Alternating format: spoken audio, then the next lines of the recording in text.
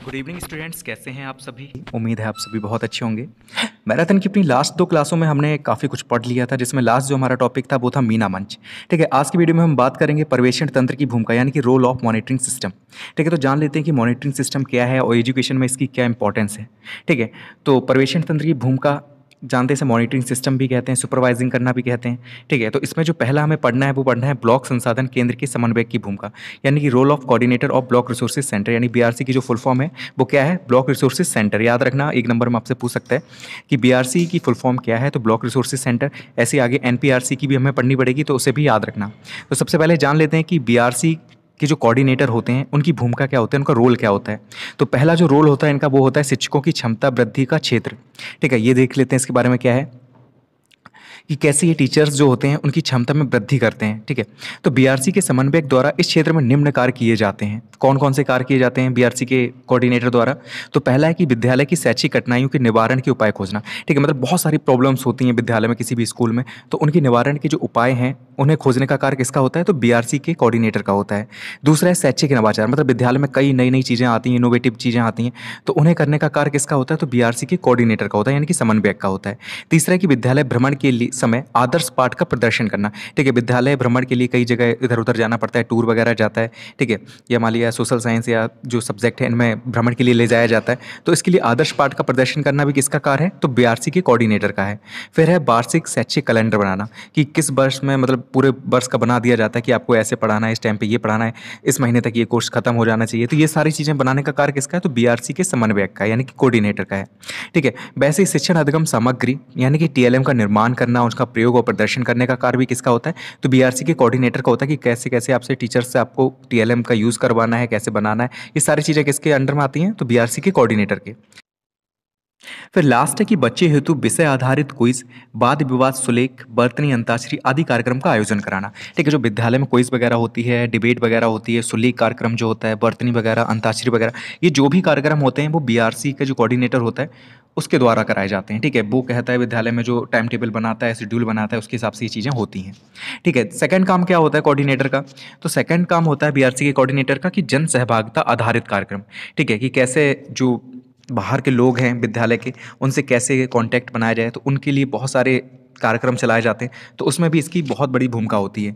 कैसे देख लेते हैं कि बच्चों के विद्यालय में नामांकन हेतु विशेष कार्यक्रम, जैसे स्कूल चलो अभियान, बेटी बचाओ बेटी पढ़ाओ, ये सारे जो कार्यक्रम चलाए जाते हैं इसमें बहुत महत्वपूर्ण भूमिका होती है। ठीक है, बीआरसी के कोऑर्डिनेटर की। ठीक है, कि ताकि जो लोग हैं वो अपने बच्चों का नामांकन, मतलब नाम लिखाएं विद्यालय में। ठीक है, विद्यालय पढ़ने के लिए भेजें, तो कई सारे जो कार्यक्रम गवर्नमेंट की तरफ से चलाए जाते हैं, तो उसमें बीआरसी के कोऑर्डिनेटर का भी बहुत बड़ा हाथ होता है। दूसरा है कि ग्राम शिक्षा योजना बनाना। ठीक है, तो ग्राम शिक्षा योजना जो है उसे बनाने का कार्य किसका होता है, तो बीआरसी के कोऑर्डिनेटर का होता है। उपयोगी संस्थाओं का समन्वय, जैसे कि बाल विकास विभाग, ठीक है, जो बाल विकास विभाग होता है उससे संपर्क करना, या स्वास्थ्य विभाग से संपर्क करना, ये सारे कार्य किसके होते हैं, तो ये भी कार्य किसका होता है, बीआरसी के कोऑर्डिनेटर को होता है। तो ये 3 काम है, याद रखना। ठीक है, जिसमें आपका जन सहभागिता आधारित कार्यक्रम हो जाएगा, ये बीआरसी का कोऑर्डिनेटर करता है। उपयोगी संस्थाओं से समन्वय करने का कार्य किसका होता है, कोऑर्डिनेटर का होता है। और जो शिक्षक होते हैं विद्यालय में, ठीक है, उनके शिक्षण में वृद्धि करने का कार्य, मतलब वो और अच्छे से पढ़ा सकें, उनकी जो प्रॉब्लम्स उन्हें दूर करके, ठीक है, वो ज़्यादा से ज़्यादा ध्यान दे सके बच्चों पर, तो उसके लिए कार्यक्रम करने का काम किसका होता है, तो वो भी बीआरसी के कोऑर्डिनेटर को होता है। ठीक है, उपयोगी संस्थाओं में कौन कौन सी आ रही हैं, तो बाल विकास विभाग आ रहा है आपका, इससे संपर्क करना, और स्वास्थ्य विभाग है, इससे संपर्क करना। और ठीक है, और पहला कार्य था आपका शिक्षकों की क्षमता वृद्धि में क्षेत्र। ठीक है, कि कैसे उनकी क्षमता को बढ़ाया जा सकता है। तो ये 3 कार्य हैं किसके, बीआरसी के कोऑर्डिनेटर के। नाम याद रख लेना, बीआरसी के कोऑर्डिनेटर के सिर्फ 3 काम है। पहला शिक्षकों की क्षमता में वृद्धि करना, जिसमें ये आपके 6 पॉइंट्स आ जाएंगे। उसके बाद जन सहभागिता आधारित कार्यक्रम चलाना, जिसमें आपका स्कूल चलो अभियान, बेटी बचाओ बेटी पढ़ाओ, कई सारे कार्यक्रम जो चलाए जाते हैं। ठीक है, और ग्राम शिक्षा योजना बनाना। ठीक है, ये 2 कार्य नाम आ जाते हैं इसमें। ठीक है, और तीसरा आता है उपयोगी संस्थाओं का समन्वय करना। तो ये 3 कार्य हैं बीआरसी के कोऑर्डिनेटर के। अब हम पढ़ेंगे आगे न्याय पंचायत संसाधन के प्रभारी की भूमिका, यानी कि एनपीआरसी के जो हेड होते हैं उनकी क्या भूमिका होती है। ठीक है, तो रोल ऑफ हेड ऑफ न्याय पंचायत रिसोर्सेज, इनके बारे में जान लेते हैं। ठीक है, तो एनपीआरसी की फुल फॉर्म याद रखना क्या है, न्याय पंचायत रिसोर्सेज सेंटर। ठीक है, ऐसे न्याय पंचायत इंग्लिश में भी कहते हैं। न्याय पंचायत स्तर के संकुल प्रभारी की भूमिका निम्नवत है। ठीक है, इन्हें संकुल प्रभारी कहते हैं। इसके जो हेड होते हैं उन्हें क्या कहा जाता है, संकुल प्रभारी कहा जाता है न्याय पंचायत के। तो इनका पहला कार्य है कि अपने क्षेत्र के विद्यालयों के भवन एवं भूमि का विवरण रखना। ठीक है, इनके क्षेत्र में जितने भी विद्यालय आ रहे होंगे उनके भवनों की, उनकी भूमि का विवरण रखने का कार्य किसका है? तो एन संकुल प्रभारी का है। ठीक है, एनपीआरसी के संकुल प्रभारी हैं, उनका कार्य है। दूसरा कि अपने क्षेत्र के समस्त विद्यालयों के मूलभूत आंकड़े रखना, जो भी इंपॉर्टेंट चीज़ें हैं किसी भी विद्यालय के, जो भी उनके अंडर में स्कूल आ रहे हैं, तो मूलभूत जो आंकड़े हैं, डेटा है, उसे रखने का कार्य किसका होता है? तो संकुल प्रभारी का होता है। जैसे विद्यालय वार शिक्षक शिक्षा मित्रों का विवरण रखना कि किसी विद्यालय में कितने शिक्षक हैं, कितने शिक्षा मित्र हैं। ठीक है, कक्षा वार नामांकन रखना कि किसी क्लास में कितने स्टूडेंट्स हैं। ये सारा डेटा किसके पास होता है? संकुल प्रभारी रखता है। ठीक है, न्याय पंचायत का। तीसरा कि विद्यालयों में परीक्षाओं का व्यवस्था करना। ठीक है, जो विद्यालय होते हैं उनमें परीक्षाओं की जो व्यवस्था करने का कार्य किसका होता है? संकुल प्रभारी को होता है। बच्चों के मूल्यांकन का विवरण रखना कि विद्यालय कौन सा विद्यालय जो ज़्यादा ग्रोथ कर रहा है, ठीक है, कौन सा कम कर रहा है। तो ये सारा डेटा किसके पास होता है? तो संकुल प्रभारी का होता है। ठीक है, संकुल प्रभारी के पास होता है न्याय पंचायत के। ठीक है, तो ये 3 काम जो हैं वो किसके हैं? न्याय पंचायत के, संकुल प्रभारी के हैं। अब हम देख लेते हैं खंड शिक्षा अधिकारी की भूमिका। ये खंड शिक्षा अधिकारी जो होता है उसकी क्या भूमिका होती है? खंड शिक्षा अधिकारी को पहले उप विद्यालय निरीक्षक यानी कि सब डिप्टी ऑफिसर यानी कि एसडीआई के नाम से भी जाना जाता था। ठीक है, ये चीज़ याद रखना, किस नाम से जाना जाता था? तो एसडीआई के नाम से इसे जाना जाता था। लेकिन 1986 में इसका नाम 96 में सॉरी लेकिन 1996 में इसका नाम सहायक बेसिक शिक्षा अधिकारी कर दिया गया। लेकिन अब इसे खंड शिक्षा अधिकारी के नाम से जाना जाता है। ठीक है, तो खंड शिक्षा अधिकारी को पहले हम किस नाम से जानते थे? तो पहले से उप विद्यालय निरीक्षक यानी कि सब डिप्टी ऑफिसर के नाम से जाना जाता था। ठीक है, सब डिप्टी ऑफिसर। लेकिन बाद में 1996 में इसका नाम सहायक बेसिक शिक्षा अधिकारी कर दिया गया। लेकिन बाद में फिर से नाम बदल दिया गया और रख दिया गया खंड शिक्षा अधिकारी। ठीक है, खंड शिक्षा अधिकारी के कार्य जो है वो निम्न है। कौन कौन से कार्य हैं खंड शिक्षा अधिकारी के, वो देख लेते हैं। तो पहला है कि परिषदीय अध्यापकों एवं कर्मचारियों के वार्षिक एवं प्रशासनिक स्थानांतरण प्रस्ताव जिला बेसिक शिक्षा अधिकारी को प्रस्तावित करना तथा स्वीकृति के बाद क्षेत्र पंचायत के अंतर्गत स्थानांतरण हेतु आदेश देना और कार्यान्वित करना। ठीक है, देखिए क्या कार्य है खंड शिक्षा अधिकारी का? सबसे पहले क्या करता है कि जो परिषदीय अध्यापक हैं, जो अध्यापकाएं हैं, ठीक है, या जो कर्मचारी हैं, उनके वार्षिक और प्रशासनिक स्थानांतरण प्रस्ताव को जिला विशिष्ट शिक्षा अधिकारी को प्रस्तावित करता है। मतलब ट्रांसफर से संबंधित जो होता है तो वो कैसे देता है? मान लीजिए किसी टीचर को ट्रांसफर लेना है तो वो बोलेगा खंड शिक्षा अधिकारी को, और खंड शिक्षा अधिकारी इस प्रस्ताव को किसके पास भेजेगा? तो जिला बेसिक शिक्षा अधिकारी होते हैं उनको ये प्रस्तावित करता है, और वहाँ से जब स्वीकृति मिल जाती है तो क्षेत्र पंचायत के अंतर्गत स्थानांतरण कर देता है। ठीक है, जो क्षेत्र पंचायत आता है तो उसके अंतर्गत इसे स्थानांतरण करने हेतु आदेश दे देता है और उस पर कार्यान्वित करता है। तो ये पहला कार्य हो गया। ठीक है, ट्रांसफर से संबंधित किसे देता है? तो जिला बेसिक शिक्षा अधिकारी को ये चीज़ पहुंचाता है। ठीक है, दूसरा कार्य क्या है कि क्षेत्र के अंतर्गत अनुशासनात्मक कार्रवाई हेतु जिला बेसिक शिक्षा अधिकारी के समक्ष प्रस्ताव रखते हैं। ठीक है, मान लिया कोई किसी के ऊपर अनुशासनहीन है, कोई अगर टीचर, ठीक है, सही से कार्य नहीं कर रहा, बहुत गलतियां उसकी मिल रही हैं, ठीक है, बहुत कुछ सुनने को मिल रहा है, तो उस पर अनुशासनात्मक कार्रवाई के लिए क्या करेगा? जिला शिक्षक बेसिक अधिकारी जो होता है उसके समक्ष ये प्रस्ताव रखते हैं। ठीक है, जिला शिक्षक बेसिक अधिकारी को बताएगा कि ये ऐसा कर रहा है, ये वो जो भी प्रॉब्लम है, ठीक है, उसे बताएगा। तो अगर किसी का वेतन रोकना है तो भी बताएगा जिला बेसिक शिक्षा अधिकारी को, और वहाँ से जैसी अनुमति मिलेगी तो अंतिम कार्रवाई ये करेगा। ठीक है, जैसे कि अगर मान लिया किसी का वेतन काटना है, विद्यालय नहीं आ रहा है या कुछ गलती पाई जाती हैं, ठीक है, तो वो किसे बताएगा? तो जिला बेसिक शिक्षा अधिकारी को बताएगा और फिर उस पर कार्यान्वित करेगा। नेक्स्ट है कि शिक्षक शिक्षिकाओं के चयन, वेतनमान, प्रोन्नति एवं वेतनमान प्रस्ताव जिला बेसिक शिक्षा अधिकारी लेखा अधिकारी को प्रेषित करना। ठीक है, मान लीजिए टीचर्स जो हैं उनके वेतन को बढ़ाना हो, उनकी प्रोन्नति करनी हो, ठीक है, या कोई भी प्रस्ताव है ऐसा, तो वो किस तक पहुंचाता है? तो जिला बेसिक शिक्षा अधिकारी को कौन पहुंचाएगा? खंड शिक्षा अधिकारी ही पहुंचाता है। ठीक है, 3 चीज़ें हो गई। और नेक्स्ट है आपका कि विकास खंड क्षेत्र पंचायत के समक्ष रिटायर कर्मचारियों को पेंशन, पारिवारिक पेंशन के बिल तैयार करके लेखाधिकारी के कार्यालय को प्रस्तुत करना, पेंशन का विवरण प्रस्तुत करना। ठीक है, और कौन कौन सा कार्य होता है इसका? तो विकास खंड क्षेत्र पंचायत के समक्ष जो रिटायर कर्मचारी हैं, ठीक है, जो भी कर्मचारी रिटायर होंगे तो उनकी पेंशन से संबंधित, उनकी पारिवारिक पेंशन के जो बिल वगैरह होते हैं, ठीक है, उन्हें तैयार करना, ठीक है, लेखा अधिकारी के कार्यालय को उसे प्रस्तुत करना और पेंशन का विवरण प्रस्तुत करना कि इन्हें पेंशन मिलनी चाहिए या जो भी प्रॉब्लम है, तो वो किसे बताता है? ये विकासखंड या क्षेत्र पंचायत के जितने भी रिटायर्ड कर्मचारी हैं तो उनकी बात को लेखा अधिकारी के कार्यालय को प्रस्तुत करता है। ये किसका कार्य होता है? तो खंड शिक्षा अधिकारी को होता है। तो 4 कार्य हैं, ठीक है, कौन कौन से? तो पहला हो जाएगा स्थानांतरण प्रस्ताव ये रखता है। दूसरा है कि अनुशासनात्मक कार्रवाई का ये कार्य करता है। तीसरा है कि वेतनमान जो होता है, ठीक है, वेतनमान है, प्रोन्नति है, तो हमने बीआरसी के कोऑर्डिनेटर की भूमिका देखी, एनपीआरसी को पहुंचाता है, ठीक है, उन्हें प्रेषित करता है। और फिर लास्ट इसका जो कार्य बारे में हमने वो है जान कि लिया, उनके पेंशन कार्य से जान लिए। संबंधित, तो ये ठीक है, सारे पेंशन से जो थे वो संबंधित ब्लॉक पारिवारिक स्तर पे पेंशन थे। के जो बिल अब हमें जिला स्तर पे देखना है कि पहुंचाता कौन-कौन है, तो से लेखा लोग अधिकारी हैं, के कार्यालय को ठीक है, प्रस्तुत करता है। वो ओके, इतना क्लियर हो गया कैसे होगा आपको? कोऑर्डिनेट करते हैं, कैसे विद्यालयों की देख-रेख करते हैं, ठीक है, क्या उनकी भूमिका रहती है विद्यालयों की जो पॉलिसी वगैरह होती है उसमें, ठीक है। तो इसमें पहला जो हम पढ़ेंगे वो पढ़ेंगे जिला समन्वयक की भूमिका, इनकी रोल ऑफ डिस्ट्रिक्ट कोऑर्डिनेटर। ठीक है, इनके बारे में जान लेते हैं। डीपीपी तथा सर्व शिक्षा अभियान या अन्य शैक्षिक परियोजना वाले जनपदों में शिक्षा की गुणवत्ता एवं सर्वसुलभता हेतु प्रत्येक जनपद में जिला समन्वयक के पद सृजित किए गए हैं। क्यों बनाए गए हैं जिला समन्वयक? तो डीपीपी जो प्रोग्राम था जो हमने सेकेंड सेमेस्टर में पढ़ा था, और सर्व शिक्षा अभियान या अन्य शैक्षिक जो परियोजना है जिन जिलों में चल रही है, तो उन वाले जनपदों में शिक्षा की जो गुणवत्ता है और सर्वसुलभता है, तो उसके लिए प्रत्येक जनपद में एक पद बनाया गया जिसे हमने क्या कहा है, जिला समन्वयक का है। ठीक है, अब इनके कार्य क्या होते हैं?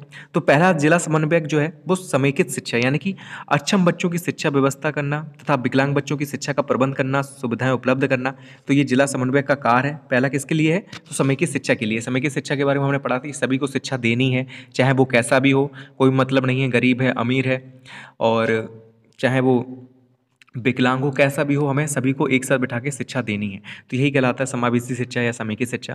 तो जिला समन्वयक जो था उसका कार्य था समेकित शिक्षा देने का, कि जितने भी अक्षम बच्चे हैं उनकी शिक्षा की व्यवस्था करना, विकलांग बच्चों की शिक्षा का प्रबंध करना, उन्हें सुविधाएं उपलब्ध कराना।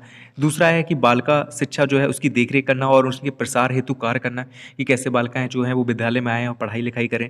तीसरा प्रशिक्षण यानी ट्रेनिंग का कार्य भी किसका होता है? जिला समन्वयक का होता है, कि शिक्षकों की क्षमता संवर्धन हेतु विभिन्न अकादमिक व सामुदायिक प्रशिक्षण के संचालन में विशेषज्ञ बेसिक शिक्षा अधिकारी के नेतृत्व में काम करना। ठीक है, जो टीचर्स होते हैं उनकी ट्रेनिंग का कार्य भी किसका होता है? जिला समन्वयक का होता है। और किसके अंतर्गत ये कार्य करते हैं? तो विशेषज्ञ बेसिक शिक्षा अधिकारी होते हैं, उनके नेतृत्व में ये कार्य करते हैं। ठीक है, फिर है वैकल्पिक एवं नवाचार यानी कि इनोवेशन से संबंधित जो भी कार्य होते हैं वो करने का कार्य किसका होता है? जिला समन्वयक का होता है, जिला स्तर पर।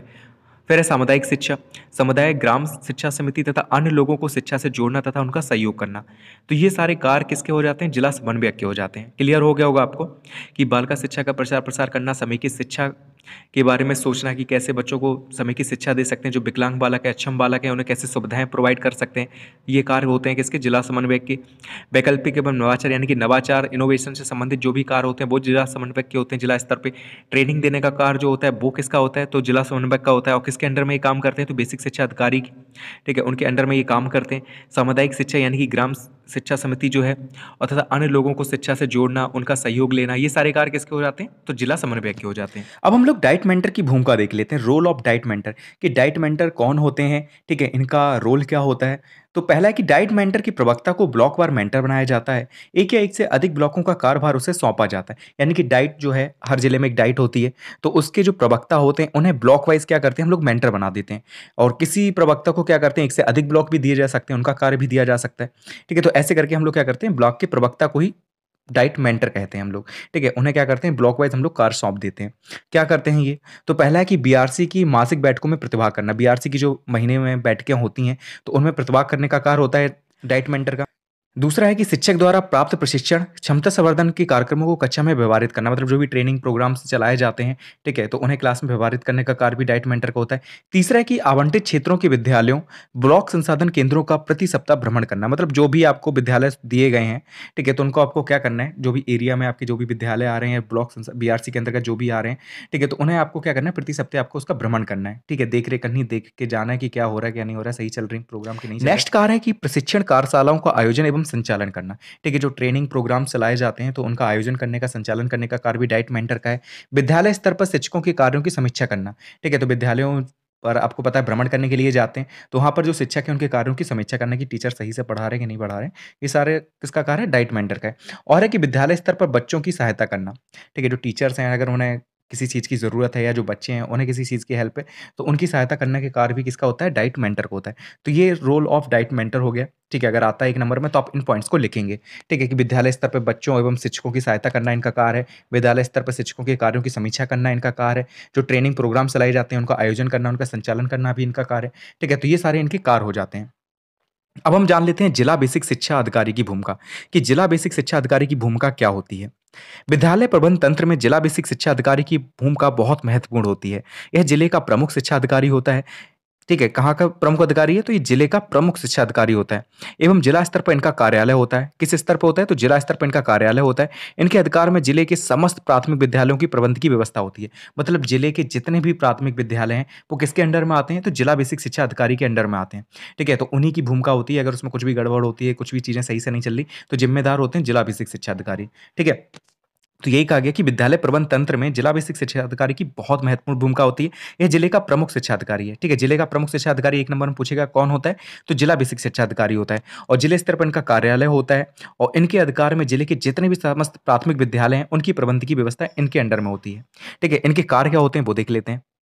तो पहला कार्य है कि मुख्य कार्य समय समय पर जिले के विद्यालयों का निरीक्षण करना एवं उनके विकास हेतु सुझाव देना।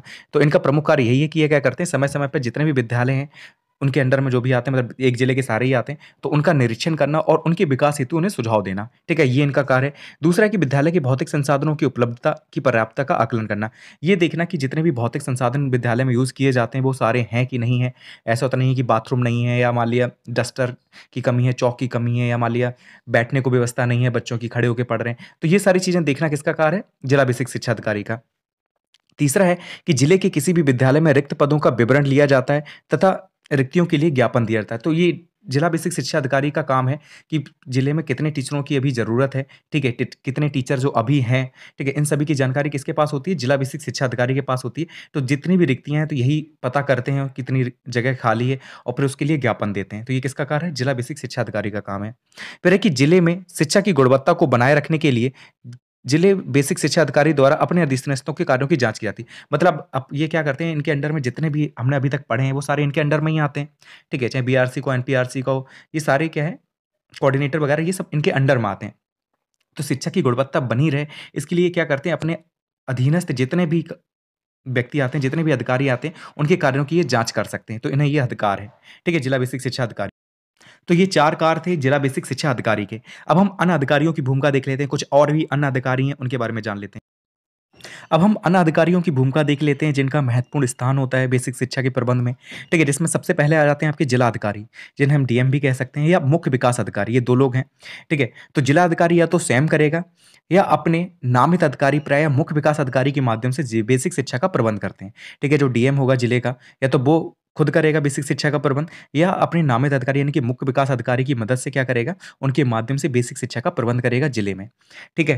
तो ये क्लियर हो गया होगा कि पहले जो है वो है जिलाधिकारी या मुख्य विकास अधिकारी। ये क्या करते हैं, या तो स्वयं ये अपने नामित अधिकारी प्रायः मुख्य विकास अधिकारी के माध्यम से बेसिक शिक्षा का प्रबंध करते हैं। ठीक है? तो इनकी भूमिका ये हो गई। दूसरे आ जाते हैं आपके प्राचार्य डाइट। बेसिक शिक्षा में गुणवत्ता प्रबंधन, अन्य सहयोग शिक्षक, प्रशिक्षण प्रबंधन, नवाचार का प्रबंधन करना आदि इनके कार्य हैं। ठीक है? जो प्राचार्य का डाइट होता है, ठीक है? जो आपकी डाइट है, उसके जो प्राचार्य होते हैं, उनका क्या कार्य होता है? तो बेसिक शिक्षा में जो गुणवत्ता प्रबंधन है, ठीक है? उसका मैनेजमेंट करना कि क्वालिटी सही है पढ़ाने की, नहीं सही पढ़ा रहे हैं कि नहीं पढ़ा रहे टीचर, ठीक है? उनके लिए प्रोग्राम वगैरह जो चलाए जाते हैं, ट्रेनिंग प्रोग्राम या अन्य सहयोग शिक्षक प्रशिक्षण प्रबंधन, ठीक है? जो ट्रेनिंग का जो प्रोग्राम होता है, वो भी यही मैनेजमेंट करते हैं सारा, ठीक है? ट्रेनिंग वगैरह होती है, अपने ज़्यादातर देखिए डाइट वगैरह में होती है, ठीक है? और नवाचार का प्रबंधन करना, कोई भी नई चीज़ है, जिसे इंक्लूड किया जा रहा है, ठीक है, पढ़ाई में, तो उसका प्रबंधन करना, ये सारे कार्य किसके होते हैं? तो प्राचार्य के डाइट के होते हैं। ठीक है? नेक्स्ट जो अधिकारी है वो है परियोजना निदेशक। परियोजना निदेशक क्या है? तो भवन निर्माण में प्रबंधन तथा अन्य सहयोग। ठीक है? जो विद्यालय में जो भवन निर्माण होता है, उसमें प्रबंधन करना और अन्य सहयोग करना किसका कार्य है? परियोजना निदेशक का। ये देखता है कि कैसा भवन है, किस चीज़ की कमी है, ये सारी चीज़ें। फिर आता है जिला विकास अधिकारी। जिला विकास अधिकारी क्या करता है? तो विद्यालय के विकास हेतु, पेयजल व्यवस्था करने हेतु और कुछ कार्य होते हैं इसके। ठीक है? तो ये सब देखता है जिला विकास अधिकारी। फिर आता है आपका जिला समाज कल्याण अधिकारी। इसका कार्य क्या होता है? तो छात्रवृत्ति का प्रबंधन, शिक्षण शुल्क से जुड़े कुछ मामलों को देखना। ठीक है? तो जिला समाज कल्याण अधिकारी क्या करता है? स्कॉलरशिप वगैरह जो भी आती है, तो उसमें इसका हाथ होता है, जिला समाज कल्याण अधिकारी का। ठीक है? तो छात्रवृत्ति का प्रबंधन करना, स्कॉलरशिप का प्रबंधन करना या शिक्षण शुल्क से जुड़े जो भी मामले होते हैं, उनको देखना किसका कार्य है? जिला समाज कल्याण अधिकारी का कार्य है। ठीक है? तो हमने ये भी पढ़ लिया। अब हमें जो नेक्स्ट पढ़ना है, वो है राष्ट्रीय एवं राज्य स्तर पर कार्य करने वाले अभिकरण। ठीक है? कि कौन-कौन से अभिकरण हैं जो राष्ट्रीय एवं राज्य स्तर पर कार्य करते हैं। ठीक है? एजेंसी वर्किंग एट नेशनल एवं स्टेट लेवल। तो सबसे पहले हम नेशनल लेवल पे पढ़ेंगे, जिसमें हम सबसे पहले पढ़ेंगे एनसीईआरटी के बारे में। एनसीईआरटी के बारे में आपने सुना होगा, इसकी फुल फॉर्म होती है national education council for education research and training. याद कर लेना, 1 नंबर में पूछेगा आपसे। ठीक है? कि एनसीईआरटी की फुल फॉर्म क्या होती है? तो राष्ट्रीय शैक्षिक अनुसंधान एवं प्रशिक्षण परिषद, हिंदी में ये है। ठीक है? एनसीईआरटी का गठन कब हुआ? तो 1 सितंबर 1961 को इसका गठन हुआ था तथा इसका मुख्यालय नई दिल्ली में है। ठीक है? याद रखना कि एनसीईआरटी है वो कैसे स्तर पे है? तो वो राष्ट्रीय स्तर पे है और राष्ट्रीय स्तर पे है तो ज़्यादातर राष्ट्रीय स्तर की जो चीज़ें हैं वो दिल्ली में ही होती हैं। ठीक है? ये चीज़ याद रखना।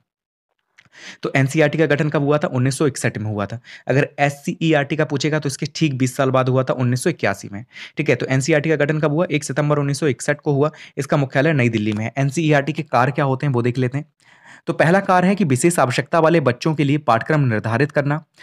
ठीक है, तो मतलब जो भी विशेष आवश्यकता वाले हैं, जो हम समावेशी शिक्षा पढ़ते रहे, उसमें विशेष आवश्यकता वाले बच्चों के बारे में भी हमने पढ़ा था, जिसमें विकलांग भी आते थे, प्रतिभाशाली भी आते थे, मंद बुद्धि बालक भी आते थे। ठीक है, चोरी करने वाले या कुछ बैकग्राउंड ऐसे बैकग्राउंड से आते हैं जहाँ पे इतनी सुविधाएँ नहीं होती, तो हर तरीके के बच्चे इसमें आ जाते हैं। तो विशेष आवश्यकता वाले जो भी बच्चे थे, उनके लिए पाठ्यक्रम निर्धारित करने का कार्य किसका था?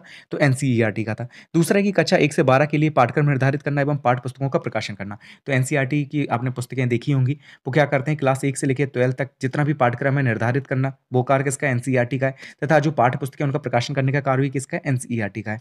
फिर तीसरा है कि अध्यापक शिक्षण हेतु प्रशिक्षण सामग्री तैयार करना, मतलब टीचर्स की ट्रेनिंग के लिए, ठीक है, क्या करते हैं, सहायक सामग्री तैयार करने का कार्य भी किसका होता है? तो एनसीईआरटी का होता है। ठीक है, तो अध्यापक शिक्षा हेतु प्रशिक्षण सामग्री यानी कि ट्रेनिंग के लिए जो भी सामग्री यूज होती है, तो उसे तैयार करने का कार्य भी किसका होता है? एनसीईआरटी का होता है। नेक्स्ट कार्य है कि महिलाओं की शिक्षा एवं जागरूकता के लिए योजनाएं बनाना है। ठीक है, बहुत सारी योजनाएं वगैरह बनाई जाती हैं। ठीक है, तो वो महिला जागरूकता के लिए, ठीक है, उनकी शिक्षा के लिए, तो ये कार्य कौन करता है? एनसीईआरटी करता है। फिर है कि विद्यालय शिक्षा तथा शिक्षक शिक्षा के संदर्भ में नवाचार अनुसंधान। ठीक है, तो नई नई चीज़ें जो आती हैं इंक्लूड होती हैं कि आप प्रोजेक्टर के माध्यम से पढ़ाइए, कंप्यूटर के माध्यम से पढ़ाइए। तो जो नई नई चीज़ें आती हैं वो कौन लेकर आता है? तो एनसीईआरटी लेकर आता है। ठीक है, उसकी योजनाएं होती हैं वो। ठीक है, जो भी रिसर्च वगैरह होती है शिक्षण के क्षेत्र में, तो वो सब एनसीईआरटी करता है। फिर है कि स्कूलों के लिए विज्ञान किट तैयार करना, विज्ञान की किट है, मैथ की किट है, ये सारी तैयार करने का कार्य किसका होता है?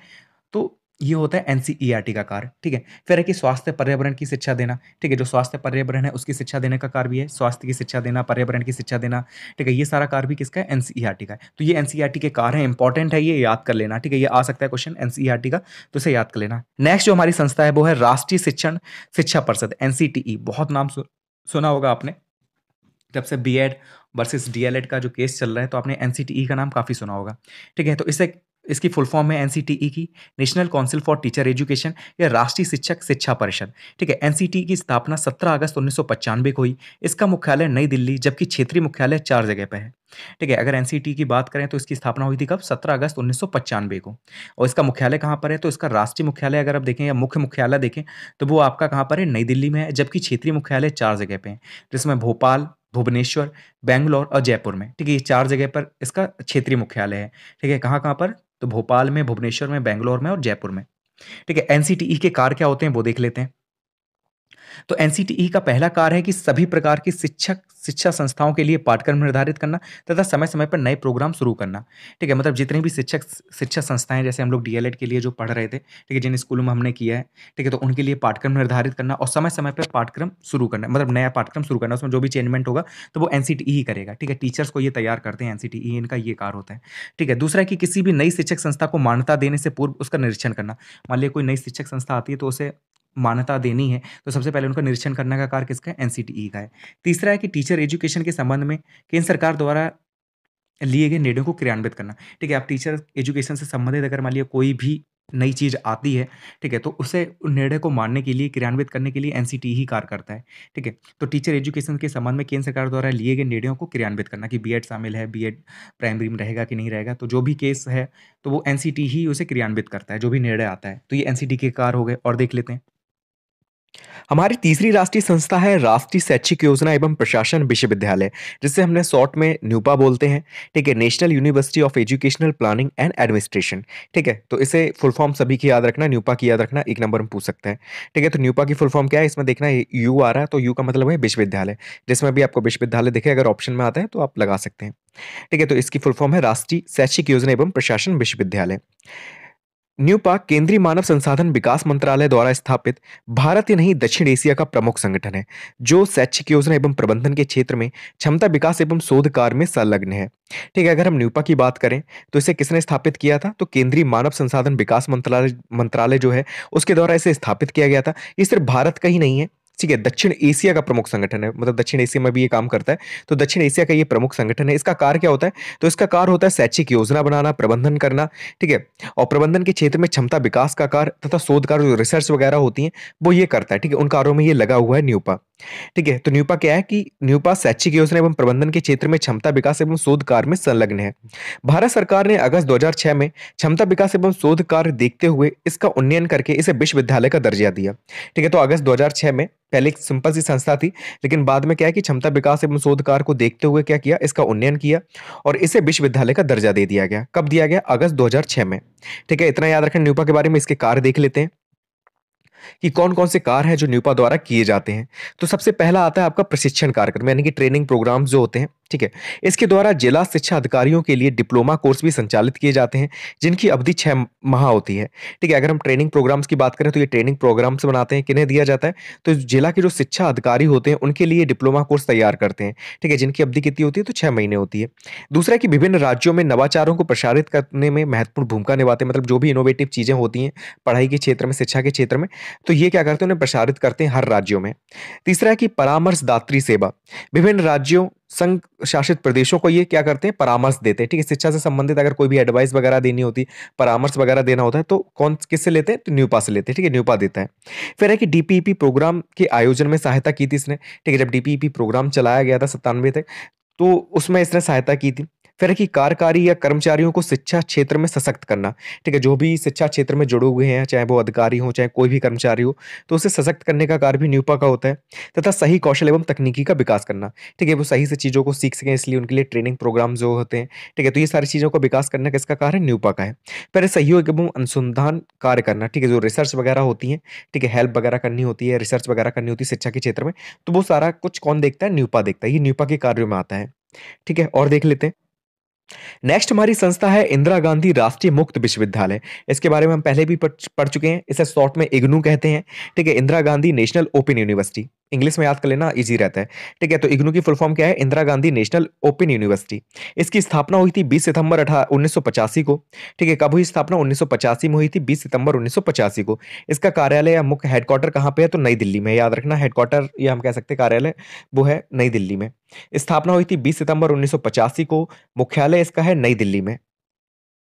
इग्नू एक प्रकार की ओपन यूनिवर्सिटी है जो ओडीएल यानी कि open and distance learning module पर आधारित है। यह एक ऐसी यूनिवर्सिटी है जिसमें हर श्रेणी के व्यक्ति शिक्षा ग्रहण कर सकते हैं, खास तौर पर वह लोग जो किसी कारणवश रोजाना स्कूल या कॉलेज नहीं जा सकते। तो इग्नू का नाम आपने सुना होगा, कई आपके दोस्त होंगे जो घर बैठे इग्नू से कोई ना कोई कोर्स कर रहे होंगे। तो ज्यादातर वही लोग करते हैं जो मतलब विद्यालय नहीं जा पाते डेली, ठीक है? कोई बिजनेस है उनका या कोई भी चीज है, तो वो डेली क्लास नहीं कर पाते, तो वो घर बैठे क्या करते हैं? इग्नू से फॉर्म डाल देते हैं, सिर्फ एग्जाम देते हैं जाके, ठीक है? तो इग्नू क्या है? एक प्रकार की ओपन यूनिवर्सिटी है जो ओडीएल मॉडल पर आधारित है। ओडीएल का मतलब है ओपन एंड डिस्टेंस लर्निंग, ठीक है? जो दूर बैठे आप कर रहे होते हैं तो उसे डिस्टेंस लर्निंग कहते हैं।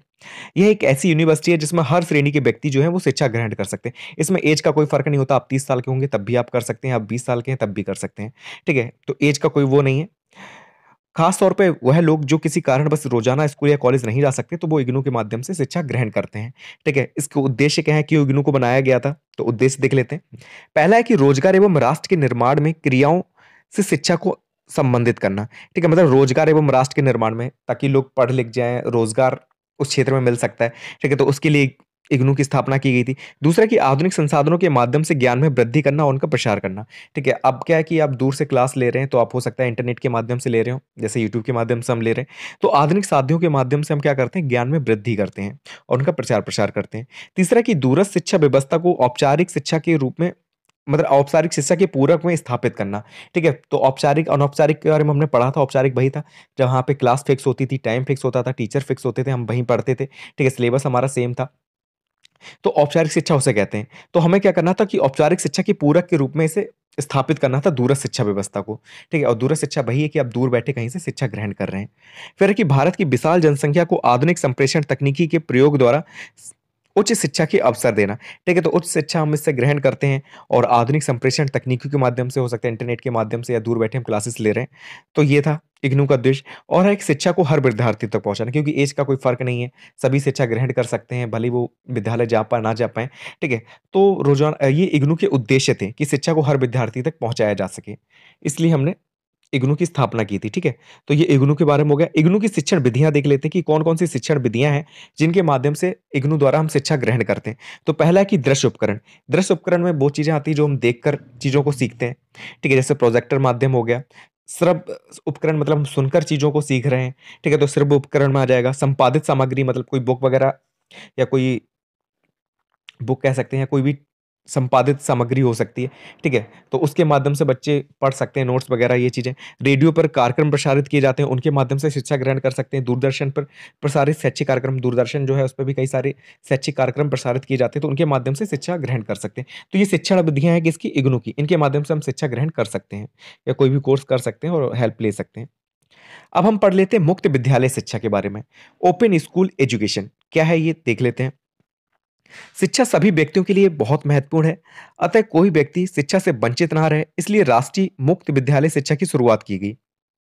ठीक है, तो पता है कि शिक्षा सभी के लिए इंपॉर्टेंट है, कोई भी अशिक्षित ना रहे, सभी को शिक्षा मिले, इसके लिए मुक्त विद्यालय शिक्षा चलाई गई थी, ठीक है, इसकी शुरुआत की गई थी। स्थापना हुई थी उसकी 3 नवंबर 1989 को और मुख्यालय इसका कहाँ पे है? तो नई दिल्ली में है। मुख्यालय कहाँ है मुक्त विद्यालय शिक्षा का? तो नई दिल्ली में है। स्थापना हुई थी 3 नवंबर 1989 को। याद रखना ये राष्ट्रीय स्तर पर संस्थाएं हम पढ़ रहे हैं, ठीक है? अब मुक्त विद्यालय शिक्षा के उद्देश्य क्या हैं?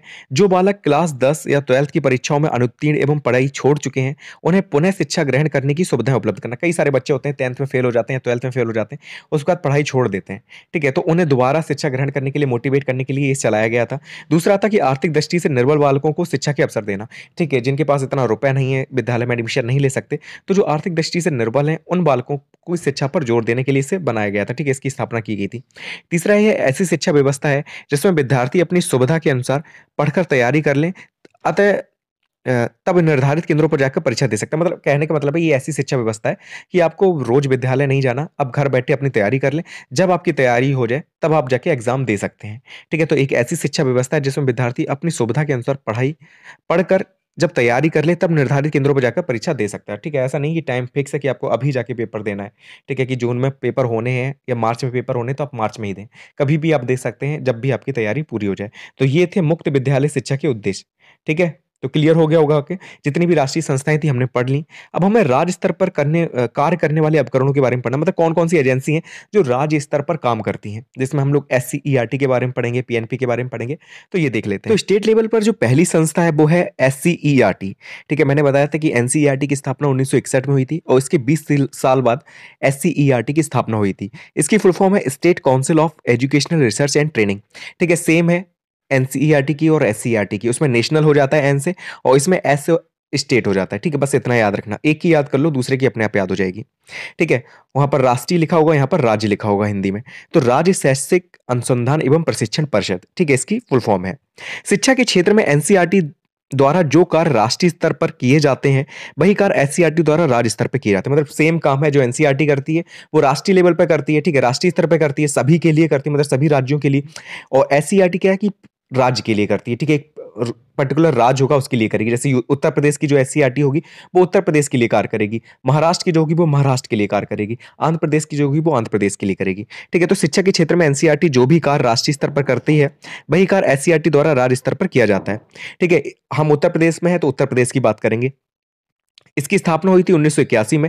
कब हुई इसकी स्थापना एससीईआरटी की? तो 1981 में हुई थी और इसका मुख्यालय कहाँ पर है? तो लखनऊ में स्थित है, ठीक है? एससीईआरटी की स्थापना 1981 में हुई थी और इसका मुख्यालय लखनऊ में स्थित है। यह राज्य सरकार की स्वायत्त संस्था है। किसकी संस्था है? तो राज्य सरकार की स्वायत्त संस्था है जो कि स्कूल शिक्षा विभाग से संबंधित है, जिसमें राज्य के स्कूलों के लिए पाठ्यक्रम तैयार करना, पुस्तकों की व्यवस्था करना, शिक्षकों को प्रशिक्षण देना शामिल है, ठीक है? तो जो एनसीईआरटी काम करती है तो उसके कार्य हमने सभी पढ़े थे, आप उन्हीं कार्यों को यहाँ पर भी लिख सकते हैं, लेकिन ये राज्य के उससे होगा, ठीक है? कौन-कौन से कार्य करती है? तो पाठ्यक्रम निर्धारित करना राज्य के स्कूलों के लिए, दूसरा है पुस्तकों की व्यवस्था करना, ठीक है? तीसरा है कि शिक्षकों को प्रशिक्षण देने के ट्रेनिंग प्रोग्राम जो चलाए जाते हैं वो काम, ठीक है? तो ये तीनों काम किसके हैं? एससीईआरटी के हैं। अब हम एससीईआरटी के मुख्य कार्य देख लेते हैं कि कौन-कौन से ये कार्य करती है। तो पहले है कि विभिन्न विषयों के लिए पाठ्यक्रम का निर्माण करना, एनसीईआरटी भी करती थी, ये भी करती है। दूसरा है कि सेवारत अध्यापकों के लिए प्रशिक्षण, मतलब टीचर्स की ट्रेनिंग के लिए, ठीक है? जो ट्रेनिंग प्रोग्राम होते हैं वो एनसीईआरटी भी चलाती थी, एससीईआरटी भी चलाती है। तीसरा है कि शिक्षण संस्थानों को मार्गदर्शन करना, ठीक है? तो अगर मान लिया किसी को मार्गदर्शन करना हो, ठीक है? उन्हें रास्ता दिखाना हो कि कौन-कौन सी पॉलिसी जो शिक्षा विभाग में आती है, तो ये पॉलिसी लेकर आते हैं एससीईआरटी। जैसे एनसीईआरटी लाती है, तो उसकी सीबीएसई बोर्ड के जितने भी स्कूल होते हैं, उन सभी में लागू होती है। वैसे ही एससीईआरटी की जो पॉलिसी वगैरह होती है, वो जितने भी राज्य में स्कूल हैं, उन पर लागू होती है। फिर फोर्थ है कि प्रादेशिक शैक्षिक अनुसंधान का रिसर्च कार्य जो होते हैं, रिसर्च वगैरह करना किसी भी चीज़ पे, तो एससीईआरटी करती है राज्य के स्तर पे और एनसीईआरटी करती है राष्ट्रीय स्तर पे। फिर है कि विषय अध्यापक के लिए शिक्षण सामग्री का निर्माण करना या टीएलएम का निर्माण, जो मैंने आपको बताया था कि एनसीईआरटी भी करती थी। टीएलएम का निर्माण करना, उसका यूज़ करना, कैसे करना है, ये सारी चीज़ें बताती थी। वैसे ही एससीईआरटी भी क्या करती है, टीएलएम का निर्माण करती है, यानी कि टीचिंग लर्निंग मटेरियल का। फिर है कि राष्ट्रीय शिक्षक संस्थानों में समन्वय स्थापित करना, मतलब जितने भी राष्ट्रीय शिक्षक संस्थान, उनमें समन्वय करने का कार्य किसका होता है? एससीईआरटी का होता है। तो ये सारे एससीईआरटी के कार्य हैं, इन्हें याद कर लेना। अब एससीईआरटी की अधीनस्थ संस्थाएँ देख लेते हैं कि कौन-कौन सी संस्थाएँ हैं जो एससीईआरटी के अंडर में काम करती हैं, ठीक है? बहुत सारी संस्थाएँ होती हैं, क्योंकि सारे काम तो एससीईआरटी अकेले नहीं दे सकती, तो उसने क्या किया, कुछ-कुछ काम सभी को बाँट दिए, सभी विभागों को। तो कौन-कौन से विभाग इसके अंदर आते हैं, उन्हें देख लेते हैं। तो पहला इसमें आता है राज्य शिक्षा संस्थान, जो कि प्रयागराज, यानी कि जो पहले का इलाहाबाद था, वहाँ पर स्थित है, ठीक है? राज्य शिक्षा संस्थान कहाँ पर स्थित है? तो प्रयागराज में स्थित है। प्राथमिक तथा उच्च प्राथमिक स्तर का पाठ्यक्रम तैयार करना, प्रशिक्षण, पाठ्यपुस्तक लेखन, मॉड्यूल तैयार करना, प्रशिक्षण कार्यशालाओं का आयोजन एवं शोध करना, ये कार्य किसके हैं? तो राज्य शिक्षा संस्थान के हैं, ठीक है? राज्य शिक्षा संस्थान जो आपकी प्रयागराज में स्थित है, वो कौन-कौन से कार्य करती है? तो प्राथमिक तथा उच्च प्राथमिक स्तर का पाठ्यक्रम तैयार करना, जो सिलेबस होता है प्राथमिक स्तर का या उच्च प्राथमिक स्तर का, तो सिलेबस तैयार करती है। दूसरा है कि जो पाठ्य पुस्तक होते हैं, उनके लेखन का कार्य इसका होता है, उसके मॉड्यूल का कार्य इसका होता है तैयार करने का, और जो प्रोग्राम चलाए जाते हैं, ट्रेनिंग प्रोग्राम चलाए जाते हैं, कार्यशालाएँ करी जाती हैं, तो उनका आयोजन करने का कार्य और रिसर्च करने का कार्य भी किसका होता है? राज्य शिक्षा संस्थान का होता है। ठीक है? तो ये राज्य शिक्षा संस्थान के कार्य हो गए, याद कर लेना।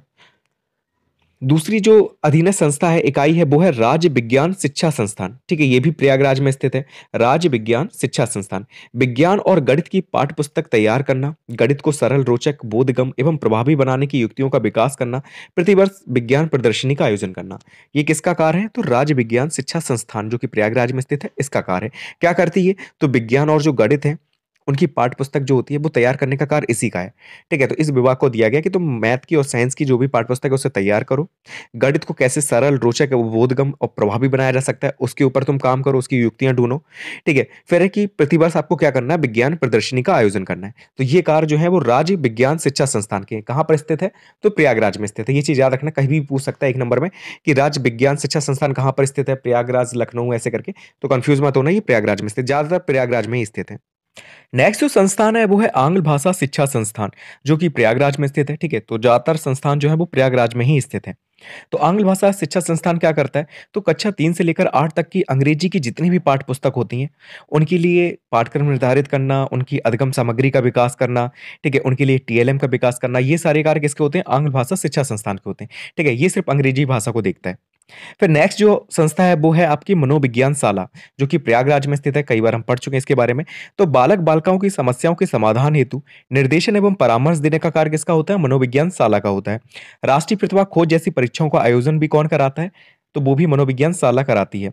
बालाघाट जैसी पत्रिकाओं का प्रकाशन भी कौन कराता है? तो मनोविज्ञान शाला करती है। तो मनोविज्ञान शाला क्या करती है, जो कि प्रयागराज में स्थित है? जो बालक-बालिकाएँ होती हैं, उन्हें जो भी समस्याएँ होती हैं, साइकोलॉजिकल जो भी प्रॉब्लम होती हैं, तो उनके समाधान हेतु उन्हें निर्देशन देना, उनका परामर्श करना, ये मनोविज्ञान शाला का काम है। राष्ट्रीय प्रतिभा खोज जैसी जो परीक्षा होती है, उसका आयोजन कराना किसका काम है? तो मनोविज्ञान शाला का। और कई सारी पत्रिकाओं का भी ये प्रकाशन कराते हैं। ठीक है? जैसे बालाघात है और हैं 1-2। ठीक है? तो ये मनोविज्ञान शाला के कार्य हो गए। नेक्स्ट जो अधीनस्थ संस्था है, वो है राजकीय शिशु परीक्षण महाविद्यालय। ठीक है?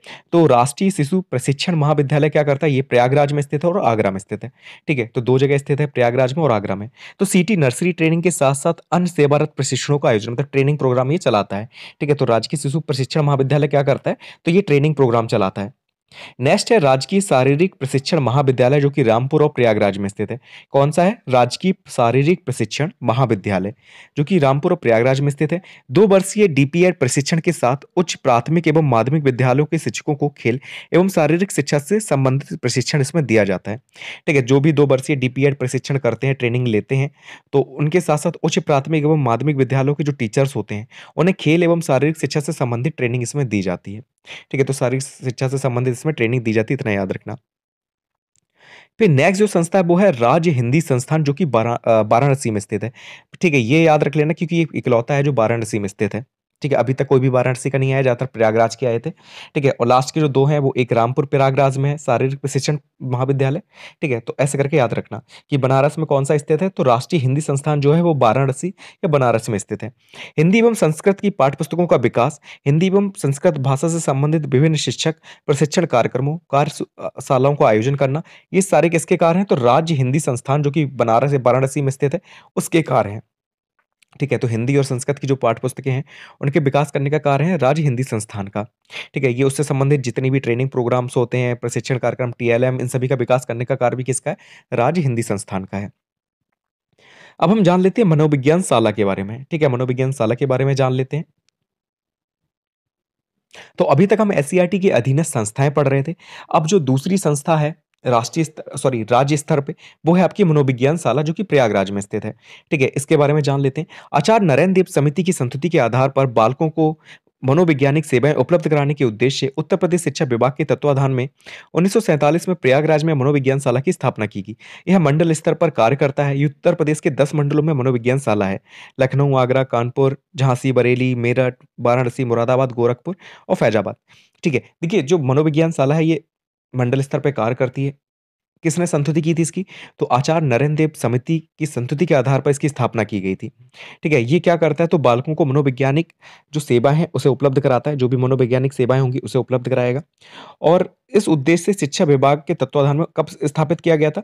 तो 1947 में प्रयागराज में मनोविज्ञान शाला की स्थापना की गई थी। ये चीज़ याद रखना कहाँ पर स्थापित है? तो मनोविज्ञान शाला 1947 में प्रयागराज में स्थापित की गई थी। किसकी संस्तुति पे? तो आचार्य नरेंद्र देव समिति की संस्तुति के आधार पे। यह मंडल स्तर पे कार्य करती है। ठीक है, मंडल स्तर पे। और उत्तर प्रदेश के 10 मंडलों में मनोविज्ञान शाला है। जिसमें लखनऊ, आगरा, कानपुर, झांसी, बरेली, मेरठ, वाराणसी, मुरादाबाद, गोरखपुर और फैजाबाद। ठीक है, 3-4 के नाम आप याद कर लेना। कार्य क्या होते हैं इसके? तो पहला है कि निर्देशन सेवाएँ प्रदान करना। ठीक है, निर्देशन देना, परामर्श देना, ये किसके कार्य हैं? हम जान चुके हैं मनोविज्ञान शाला के कार्य हैं। ठीक है, जैसे व्यावसायिक निर्देशन हो गया, शैक्षिक हो गया, व्यक्तिगत निर्देशन हो गया। तो ये सारी निर्देशन सेवाएँ प्रोवाइड करती है। दूसरा है कि राज्य सरकार, केंद्र सरकार में कई विभागों के कर्मचारियों के चयन में मनोवैज्ञानिक सलाह देना। मतलब राज्य सरकार की हो, चाहे वो केंद्र सरकार की हो, तो कई विभाग होते हैं, जिसमें कर्मचारियों का जो चयन किया जाता है, तो उसमें ये सलाह देते हैं। मनोवैज्ञानिक सलाह देने का कार्य किसका होता है? तो मनोविज्ञान शाला का होता है। और देख लेते हैं। फिर है कि मनोवैज्ञानिक प्रशिक्षणों के लिए आवश्यक उपकरण, प्रश्नावली आदि का निर्माण करना। ठीक है, तो कई सारे मनोवैज्ञानिक परीक्षण किए जाते हैं। ठीक है, किसी भी चयन में या किसी भी तरीके से बच्चों के ऊपर। तो उसमें क्या होता है कि ये उपकरण तैयार करना, प्रश्नावली तैयार करना, उनका निर्माण करना, ये सारे किसके कार्य होते हैं? मनोविज्ञान शाला के होते हैं। जैसे भाटिया बैटरी परीक्षण है, रोरसा स्याही धब्बा परीक्षण है। कई सारे परीक्षण होते हैं मनोवैज्ञानिक जिन्हें भारतीय परिस्थिति में अनुकूलन उनका किया जाता है। तो ये सारे कार्य कौन करता है? मनोविज्ञान शाला करती है। और विभिन्न प्रकार की परीक्षाओं के लिए प्रश्न पत्रों का निर्माण करना, राष्ट्रीय प्रतिभा खोज जैसी परीक्षा का आयोजन करना, तो ये भी किसका कार्य होता है? तो ये भी मनोविज्ञान शाला का होता है। ठीक है, तो बहुत सारी परीक्षाएँ होती हैं, उनके प्रश्न पत्रों को तैयार करने का कार्य मनोविज्ञान शाला करती है। या राष्ट्रीय प्रतिभा खोज जैसी परीक्षा जो होती है, उसका आयोजन कौन करता है? तो मनोविज्ञान शाला करती है। और कई सारी पत्रिकाओं का भी प्रकाशन करती है, जैसे बलाघात हो गया। अब जो राज्य स्तर पे तीसरी संस्था है, वो है पीएनपी प्रयागराज। ठीक है, पीएनपी का नाम आप काफ़ी सुनते होंगे जब भी फॉर्म वगैरह भरते होंगे। तो पीएनपी की फुल फॉर्म है परीक्षा नियामक प्राधिकारी। ठीक है, या इसे हम कह सकते हैं कंट्रोलिंग अथॉरिटी ऑफ एग्जामिनेशन। ठीक है, तो ऐसे करके याद रखना, पीएनपी की फुल फॉर्म है परीक्षा नियामक प्राधिकारी। पीएनपी के बारे में जान लेते हैं। प्रदेश की शिक्षा गुणवत्ता में निरंतर सुधार करने के उद्देश्य को देखते हुए इस विभाग की स्थापना रजिस्ट्रार विभागीय परीक्षाएं उत्तर प्रदेश के नाम से 1872 के आसपास हुई थी। ठीक है, तो इसकी स्थापना कब हुई थी? तो इसकी स्थापना हुई थी राष्ट्रीय विभागीय परीक्षाएं उत्तर प्रदेश के नाम से। कब हुई थी? तो 1872 के आसपास।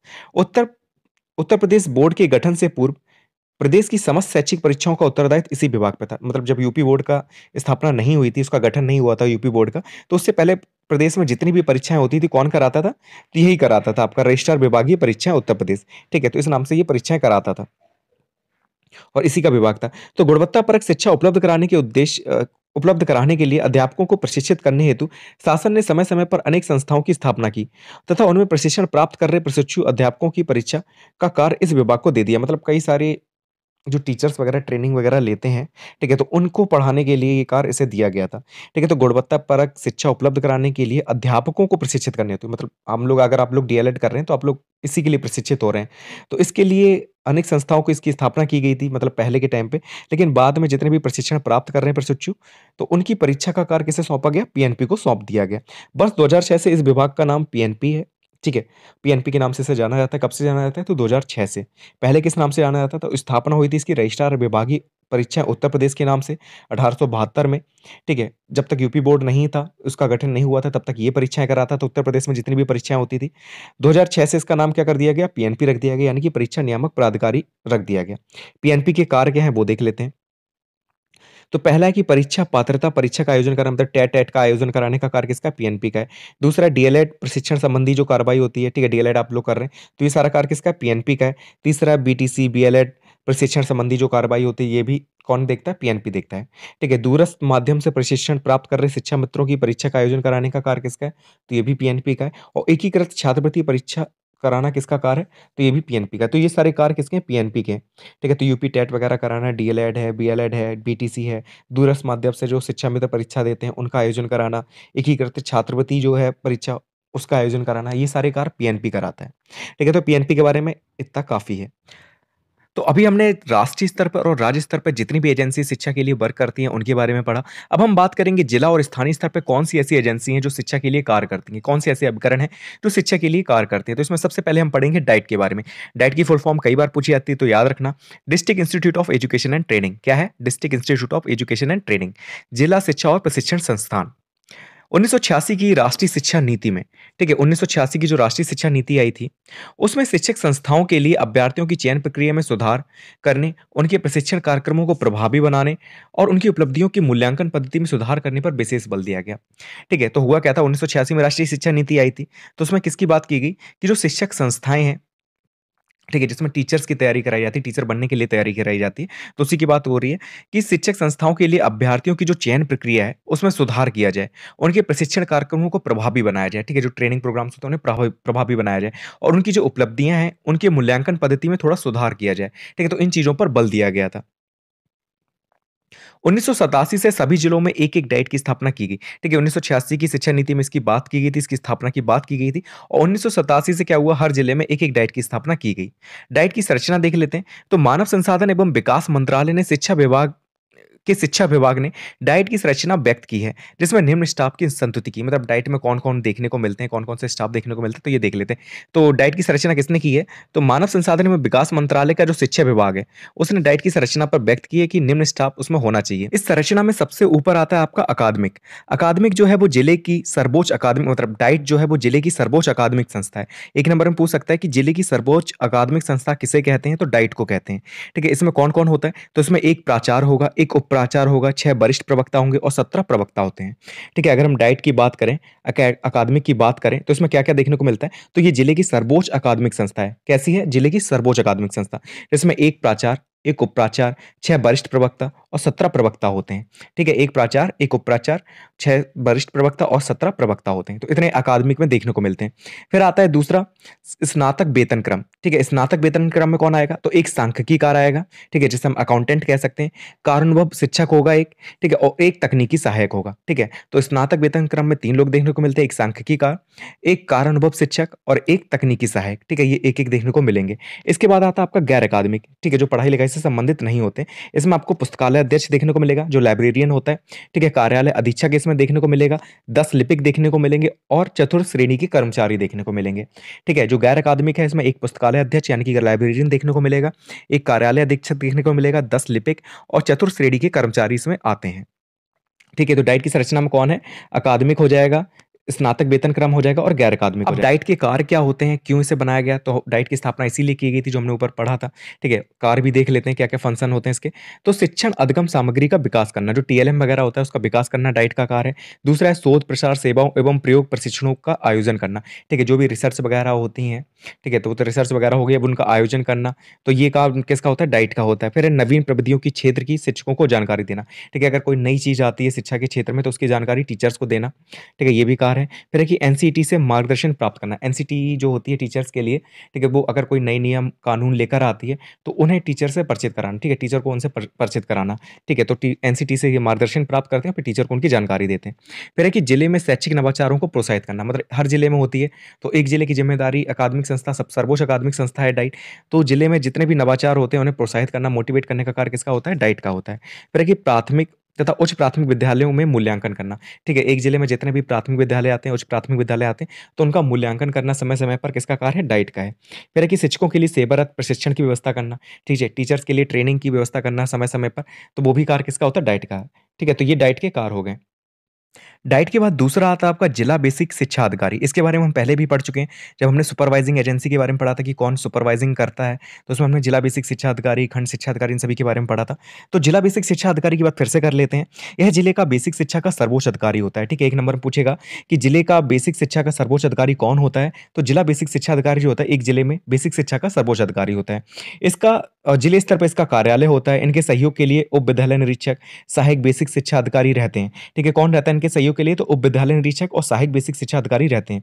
वित्तीय परामर्श व सहयोग के लिए वित्त एवं लेखा अधिकारी होते हैं। ठीक है, अगर वित्तीय परामर्श इन्हें चाहिए होता है, तो उसके लिए वित्त एवं लेखा अधिकारी इनके लिए होते हैं। ठीक है, इनके कार्य क्या होते हैं वो देख लेते हैं। तो सभी प्राइमरी, जूनियर हाई स्कूल, साधारण विद्यालयों पर प्रशासकीय नियंत्रण रखना। ठीक है, ये कैसा नियंत्रण रखते हैं? तो प्रशासकीय नियंत्रण रखते हैं किसके ऊपर? जितने भी प्राइमरी हैं जिले में, जूनियर हाई स्कूल हैं, साधारण विद्यालय, उन पर प्रशासकीय नियंत्रण इनका होता है। दूसरा कि अपने अधीनस्थ सभी कर्मचारियों के वेतन की व्यवस्था ये करते हैं, जितने भी इनके अंडर में काम कर रहे होते हैं, तो उनकी वेतन की व्यवस्था ये करते हैं। तीसरा कि अध्यापक चयन समिति का अध्यक्ष पद संभालना, चयन हुए व्यक्तियों को क्रमानुसार नियुक्ति प्रदान करना। ठीक है, मतलब जितने भी टीचर्स की जॉब जिन्हें मिलती है प्राइमरी में, अपर प्राइमरी में, तो उन्हें नियुक्ति पत्र यही बाँटते हैं। ठीक है, तो अध्यापक चयन समिति का ये अध्यक्ष होते हैं, उनका पद संभालते हैं और चयन हुए व्यक्तियों को क्रमानुसार क्या करते हैं? नियुक्ति पत्र बाँटते हैं। फिर है कि विद्यालयों का निरीक्षण कराकर रिपोर्ट का अध्ययन करके सुधार की व्यवस्था करना। ठीक है, तो ये क्या करते हैं? समय-समय पे विद्यालयों का निरीक्षण कराते हैं, खुद करते हैं जाकर, फिर उस रिपोर्ट का अध्ययन करते हैं और उसमें कैसे सुधार किया जा सकता है, तो उसकी व्यवस्था करते हैं ये। फिर है कि बेसिक शिक्षा के प्रमुख अधिकारी के रूप में अन्य सभी अधिकारियों का उपयोग एवं कर्तव्यों का निर्वहन करना। ठीक है, तो अब बेसिक शिक्षा के प्रमुख अधिकारी हैं, तो जितने भी अंडर में काम करेंगे, ठीक है, वो सारे इनके अंडर में काम करते हैं। तो उनके माध्यम से बेसिक शिक्षा को ये चलाते हैं, मतलब देख-रेख करते हैं, उसकी सारी जानकारी लेते हैं, ठीक है? और उनकी भी जाँच कर सकते हैं कि वो सही से काम कर रहे हैं कि नहीं कर रहे हैं। तो ये सारे कार्य होते हैं जिला बेसिक शिक्षा अधिकारी। जिला स्तर पर जो भी एजेंसी काम करती थी, उनके बारे में हमने पढ़ लिया। अब लास्ट में हम पढ़ेंगे स्थानीय स्तर पर कार्य करने वाले उपकरण। मतलब स्थानीय स्तर पर कौन-कौन सी एजेंसी हैं जो वर्क करती हैं शिक्षा के लिए। इसमें पहला आ जाता है बीआरसी और दूसरा आता है एनपीआरसी। बीआरसी की फुल फॉर्म है ब्लॉक संसाधन केंद्र यानी कि block resources centre and NPRC की फुल फॉर्म है न्याय पंचायत संसाधन केंद्र यानी कि न्याय पंचायत रिसोर्सेज सेंटर। ठीक है? तो बीआरसी और एनपीआरसी के बारे में पढ़ लेते हैं। सर्व शिक्षा अभियान के अंतर्गत ब्लॉक स्तर पर बीआरसी तथा समूह स्तर पर न्याय पंचायत संसाधन केंद्र नियमित रूप से शैक्षिक समर्थन प्रदान कर रहे हैं। ये संसाधन केंद्र अध्यापक प्रशिक्षण, अध्यापकों एवं विद्यालयों को मार्गदर्शन करने एवं विद्यालय स्तर पर गुणवत्ता अभिवृद्धि हेतु प्रबंधन में हस्तक्षेप करने के उद्देश्य से स्थापित किए गए। ठीक है, अब बीआरसी और एनपीआरसी की स्थापना क्यों की गई है? तो ये स्थापना की गई थी सर्व शिक्षा अभियान के अंतर्गत। ठीक है, सर्व शिक्षा अभियान के अंतर्गत ब्लॉक स्तर पर बीआरसी होगा और समूह स्तर पर यानी कि क्लस्टर स्तर पर न्याय पंचायत संसाधन केंद्र होगा। ठीक है, ये क्या करेंगे? नियमित रूप से शैक्षिक समर्थन प्रदान करेंगे। ये संसाधन केंद्र जो है वो अध्यापक प्रशिक्षण यानी कि टीचर्स की जो ट्रेनिंग है, अध्यापकों एवं विद्यालयों को मार्गदर्शन करेंगे। ठीक है, तथा विद्यालय स्तर पर गुणवत्ता अभिवृद्धि हेतु प्रबंधन में हस्तक्षेप करने के उद्देश्य से स्थापित किए हैं। ठीक है, कैसे पढ़ाई की जो क्वालिटी है वो बढ़ाई जा सके, तो अच्छा करने के लिए ये इन्हें स्थापना इनकी की गई है। ठीक है, ब्लॉक स्तर पर और किस पे? क्लस्टर स्तर पे यानी कि समूह स्तर पे। बीआरसी तथा एनपीआरसी हेतु भौतिक तथा वित्तीय संसाधन। बीआरसी तथा एनपीआरसी की पूर्ति हेतु भौतिक तथा आर्थिक संसाधन उपलब्ध कराए जाते हैं। ठीक है, कि कैसे इनकी पूर्ति की जा सकती है? तो बीआरसी और एनपीआरसी की पूर्ति हेतु भौतिक एवं आर्थिक संसाधन है ना उपलब्ध कराए जाते हैं। कौन-कौन से संसाधन? जैसे पुस्तकें हैं, पत्रिकाएँ हैं, टीवी है, जनरेटर, कुर्सियाँ, मेज, अलमारी, द्रव स्राव उपकरण, टाट पट्टी एवं दैनिक भत्ता आदि उपलब्ध कराया जाता है। ठीक है, तो अगर आप कोई ब्लॉक में रहते होंगे तो आपने देखा होगा बीआरसी होता है वहाँ पर। ठीक है, जहाँ पर मीटिंग वगैरह होती है तो जितने भी प्राइमरी टीचर्स होते हैं या हम कह सकते हैं कि जो हेड होते हैं, वो आते हैं उन मीटिंग्स में।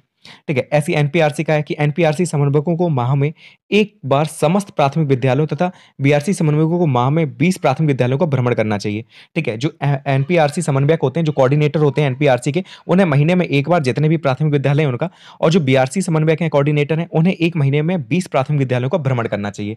ठीक है, तो ये चीज़ याद रखना 1 नंबर में हो सकता है आपसे पूछ ले कि एनपीआरसी के जो कोऑर्डिनेटर हैं, समन्वयक हैं, वो 1 माह में कितने प्राथमिक विद्यालयों का भ्रमण करेंगे? ठीक है, तो सभी का करेंगे। जबकि बीआरसी के समन्वयक हैं, वो 1 माह में 20 प्राथमिक विद्यालयों का भ्रमण करेंगे। ठीक है, क्लियर हो गया होगा? तो जितने भी टॉपिक थे सारे कंप्लीट हो गए हैं। अब कुछ प्रश्नों को हम देख लेते हैं जो आपके एग्जाम में आ चुके हैं, ठीक है? इसमें पहला है कि प्राथमिक शिक्षा का आधारभूत ढांचा। इसमें बेसिक शिक्षा परिषद के बारे में पूछा जाता है कि इसका गठन कब हुआ, इसके कार्य क्या हैं? तो हम देख लेते हैं कि बेसिक शिक्षा परिषद क्या है? तो इसे इंग्लिश में बेसिक एजुकेशन काउंसिल भी कहते हैं। इसका गठन देख लेते हैं। तो बेसिक शिक्षा अधिनियम 1972 के द्वारा राज्य सरकार ने शैक्षिक सत्र 1972-73 से उत्तर प्रदेश की जो प्राथमिक शिक्षा है, उसका नियंत्रण परिषद के माध्यम से अपने हाथों में ले लिया है। ठीक है? किसके माध्यम से ले लिया है? तो परिषद के माध्यम से अपने हाथों में ले लिया है। किसका नियंत्रण? तो उत्तर प्रदेश की जो प्राथमिक शिक्षा है, उसका नियंत्रण। ठीक है? यह प्राथमिक विद्यालयों के अध्यापकों की नियुक्ति, स्थानांतरण एवं तैनाती नियंत्रित करती है। ठीक है? अब ये परिषद क्या करती है? तो ये प्राथमिक विद्यालय के जो भी अध्यापक हैं, उनकी नियुक्ति करती है। ठीक है? स्थानांतरण करती है, मतलब ट्रांसफर करती है, और तैनाती नियंत्रित करती है, मतलब उसे कंट्रोल करती है। साथ ही साथ विद्यालयों की समय अवधि प्राथमिक बेसिक शिक्षा प्रदान करने वाले निजी विद्यालयों को मान्यता देती है। ठीक है? और क्या कार्य हैं इसके? ठीक है? अब मान लीजिए 3 कार्य तो हमने देख ही लिए कि बेसिक जो विद्यालय हैं, उनके अध्यापकों की नियुक्ति करती है, स्थानांतरण करती है, तैनाती करती है, ये सब चीज़ें कंट्रोल करती है। साथ ही साथ जो विद्यालय की समय अवधि है, उसे डिसाइड करती है, क्या समय अवधि रहेगी। प्राथमिक बेसिक शिक्षा प्रदान करने वाले जितने भी निजी विद्यालय हैं, उनको मान्यता देने का कार्य भी किसका होता है? बेसिक शिक्षा परिषद का होता है। ठीक है? तो बेसिक शिक्षा परिषद के बारे में इतना काफ़ी है। ठीक है? कि बेसिक शिक्षा अधिनियम जो है 1972, इसके द्वारा राज्य सरकार ने शैक्षिक सत्र 1972-73 से क्या किया कि उत्तर प्रदेश की जो प्राथमिक शिक्षा है, उसका नियंत्रण परिषद के माध्यम से अपने हाथों में ले लिया। यह प्राथमिक विद्यालयों के अध्यापकों की नियुक्ति, स्थानांतरण एवं तैनाती नियंत्रित करती है। ठीक है? तो इतनी चीज़ें आपको बेसिक शिक्षा के बारे में पता होनी चाहिए। और क्या-क्या करती है?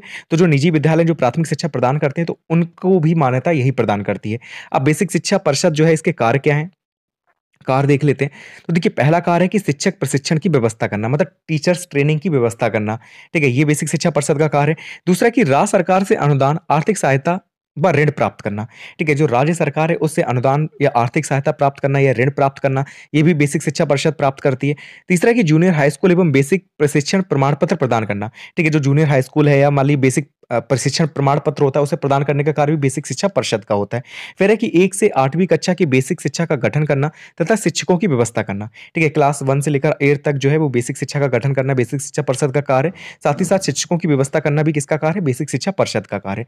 ठीक है? तो ये बेसिक शिक्षा के बारे में हो गया। 1 नंबर में आपसे पूछ सकता है कि बेसिक शिक्षा के अंतर्गत कितने अनुभाग होते हैं? तो 14 अनुभाग होते हैं। इंपॉर्टेंट है, याद रखना कि बेसिक शिक्षा के अंतर्गत कितने अनुभाग होते हैं? तो 14 अनुभाग होते हैं। तो हमारा लास्ट क्वेश्चन है आज का कि सूचना का अधिकार अधिनियम 2005 क्या है? तो देखिए, दिसंबर 2004 में लोकसभा में सूचना का अधिकार विधेयक को लाया गया था। कब लाया गया था विधेयक ये? तो दिसंबर 2004 में लाया गया था। ठीक है? दिसंबर 2004 में। और इसकी स्वीकृति कब मिली थी? तो 15 जून 2005 को इसकी स्वीकृति मिली थी। यह विधेयक जो है, वो 21 जून 2005 को गज़ट ऑफ इंडिया में कानून के रूप में लाया गया था। कब लाया गया? तो 21 जून 2005 को गज़ट ऑफ इंडिया में ये कानून के रूप में लाया गया था। लेकिन कार्य रूप में, ठीक है, हम लोगों के लिए ये कब चालू हुआ था सही से? तो 12 अक्टूबर 2005 को ये कार्य रूप में लागू कर दिया गया था। भारत के सभी नागरिकों को सरकारी अभिलेखों तथा प्रपत्रों में दर्ज सूचना को देखने तथा उसे प्राप्त करने का अधिकार, मतलब जितनी भी सरकारी अभिलेख हैं या जो प्रपत्र हैं, उसमें जो भी सूचना है दर्ज, उसे देखने तथा प्राप्त करने का अधिकार कौन देता है? तो सूचना का अधिकार अधिनियम 2005 देता है। ठीक है? तो इसी के साथ जो शैक्षिक प्रबंधन की आपकी बुक है, जो नोट्स थे, वो सारे कंप्लीट होते हैं। अच्छे से इन्हें पढ़ लेना। अगर कोई ट्रिक वगैरह बनेगी तो मैं ज़रूर बताऊँगा कि कैसे आप उन ट्रिक को याद कर लेना, तो आप सभी में लिख सकते हैं। ठीक है? लेकिन ये जो है एजेंसीज़ वगैरह जो हैं, इन्हें अच्छे से पढ़ लेना। इनके बारे में आप इतना बना के नहीं लिख पाएँगे। ठीक है? बाकी तो सब ठीक है। तो फिर मिलते हैं नेक्स्ट वीडियो में, नेक्स्ट सब्जेक्ट के साथ। Thank you so much for watching this video.